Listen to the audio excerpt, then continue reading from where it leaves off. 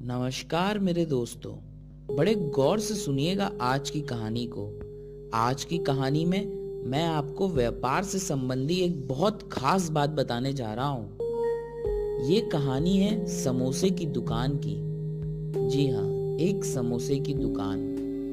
एक बड़ी कंपनी के गेट के सामने एक प्रसिद्ध समोसे की दुकान थी। समोसे ले लो समोसे। लंच टाइम में अक्सर कंपनी के कर्मचारी वहां आकर समोसा खाया करते थे। एक दिन कंपनी के एक मैनेजर समोसा खाते खाते समोसे वाले से मजाक के मूड में आ गए। मैनेजर साहब ने समोसे वाले से कहा, यार गोपाल, तुम्हारी दुकान तुमने बहुत अच्छे से मेंटेन की है, लेकिन क्या तुम्हें नहीं लगता कि तुम अपना समय और टैलेंट समोसे बेचकर बर्बाद कर रहे हो? सोचो, अगर तुम मेरी तरह इस कंपनी में काम कर रहे होते तो आज कहाँ होते? हो सकता है शायद तुम मेरी तरह आज मैनेजर होते।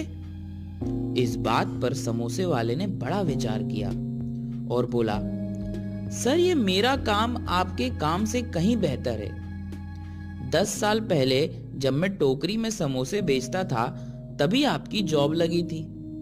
तब मैं महीना 1,000 रुपए कमाता था और आपकी पगार 10,000 थी। इन 10 सालों में हम दोनों ने खूब मेहनत की। आप सुपरवाइजर से मैनेजर बन गए और मैं टोकरी से इस प्रसिद्ध दुकान तक पहुंच गया।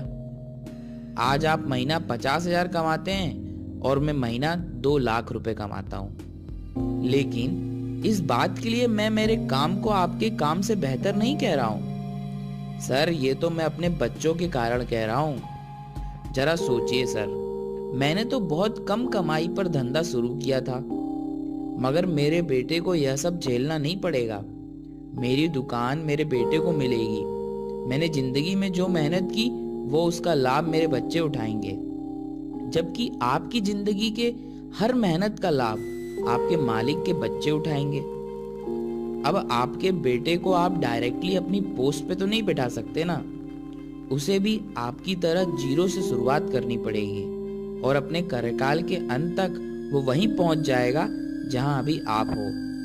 जबकि मेरा बेटा बिजनेस को यहां से और आगे ले जाएगा और अपने कार्यकाल में हम सबसे बहुत आगे निकल जाएगा। अब आप ही बताइए, किसका समय और टैलेंट बर्बाद हो रहा है? इस पर मैनेजर साहब ने समोसे वाले को 2 समोसे के 20 रुपए दिए और बिना कुछ बोल के वहां से जाने लगे। इस पर समोसे वाले ने कहा, अरे मैनेजर साहब, एक खूबी और सुनते जाइए। दूसरी खूबी ये है कि मैं अपने स्वयं का मालिक हूँ। मुझे किसी की बात नहीं माननी है, ना ही मुझे किसी के ऑर्डर सुनने हैं। मैं जो चाहता हूँ वो मैं करता हूँ। पर आपको तो अपने बॉस के ऑर्डर सुनने होते हैं, उनको जवाब देना पड़ता है।